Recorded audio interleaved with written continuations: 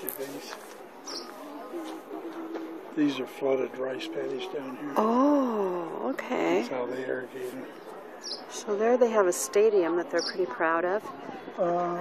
And I thought I heard you say Olympic Stadium. Olympic Stadium. Wow, I didn't know there was Olympics in Ranchi. Well, I didn't either. But maybe it's just Olympic size. Maybe so. And then flooded rice paddies down below. Sweet.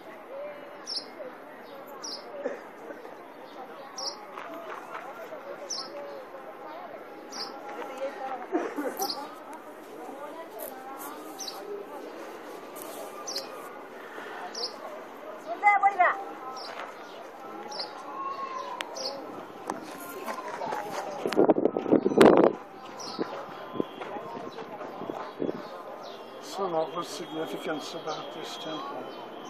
I don't know, except it's a Jagannath temple. It's built the same way as that Jagannath temple in Puri, except it's not as big.